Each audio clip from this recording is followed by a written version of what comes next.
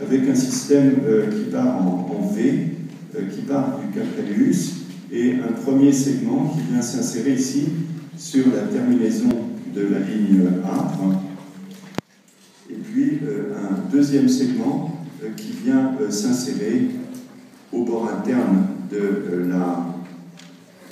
du pied, au bord interne comme ceci. Donc vous avez un système rétinaculaire assez solide, inextensible, comme tous les systèmes rétinaculaires, qui va cravater les extenseurs, et donc on va l'appeler le rétinaculum des extenseurs. Alors sous ce rétinaculum, eh bien, vont passer les tendons terminaux correspondant aux trois muscles qu'on a déjà vus, s'insérant de manière très large, c'est un muscle puissant, à la fois sur le tibia et sur la membrane interosseuse que je dessine ici.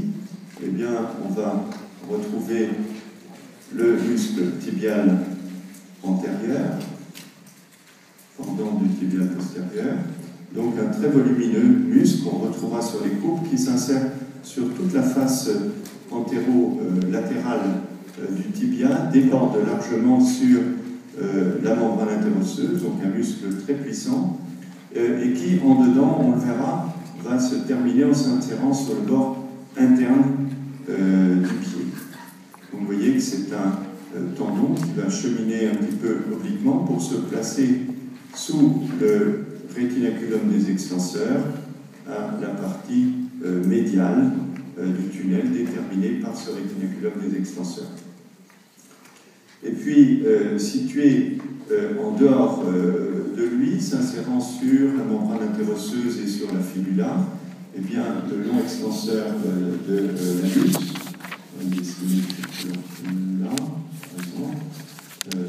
le long extenseur de l'hallux, donc une insertion plus distale, c'est un muscle plus petit, et ce long extenseur de l'hallux, eh bien, il va allonger l'hallux, donc il va venir se placer progressivement en dedans, il va aller s'insérer plus loin que le tibia postérieur, il va s'insérer sur l'hallux. Donc ça, c'est le long extenseur de l'hallux, avec son tendon qui passe lui aussi sous le rétinaculum des extenseurs.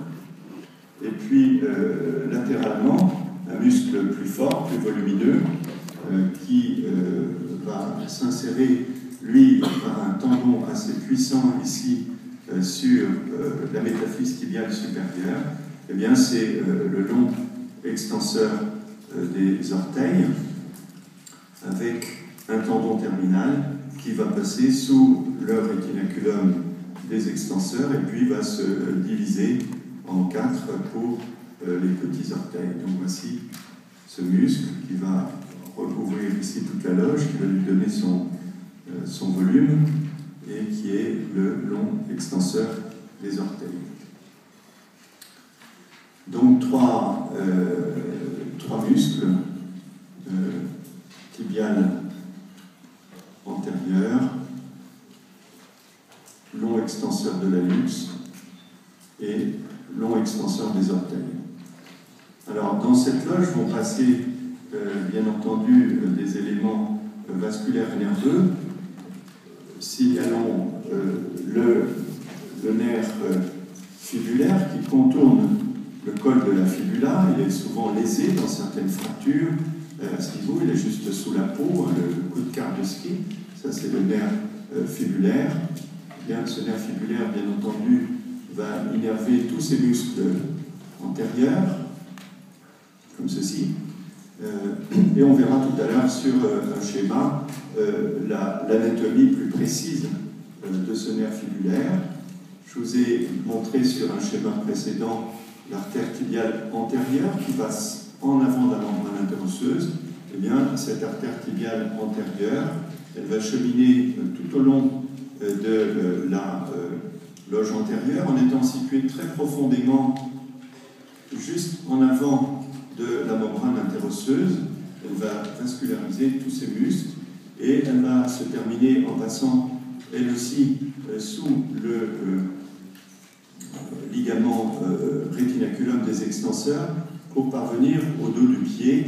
Elle va donner des branches anastomotiques, périarticulaires, Mais cette artère tibiale antérieure, eh bien, retenez qu'elle va parvenir au dos du pied, à un endroit où il y a finalement la peau sur les os. Autrement dit, on va pouvoir la palper. Et donc, c'est le pouls tibial antérieur qu'on va pouvoir palper au dos du pied, à un endroit précis qui est entre le long extenseur de l'hallux et les extenseurs des orteils.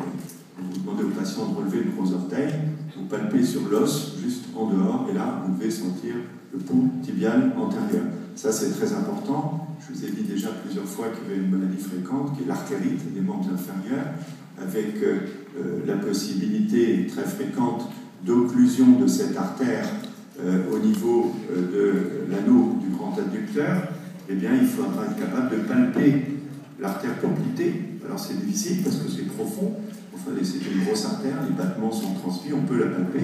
Mais on peut aussi tout simplement palper le pouls tibial postérieur au niveau du tunnel et palper le petit pouls tibial antérieur. Et on en déduira très simplement, en posant sa main quelques secondes, eh bien, l'état d'oblitération ou pas de l'arbre vasculaire du membre inférieur.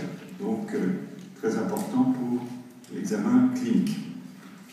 Alors, je vous ai dit qu'on allait détailler un petit peu plus cette région. Eh bien, tout simplement parce qu'au niveau de la jambe, il n'y a pas deux loges, antérieure et postérieure. En fait, il y a trois loges. Il y a une loge latérale qu'on va définir maintenant et qui finalement est assez simple également.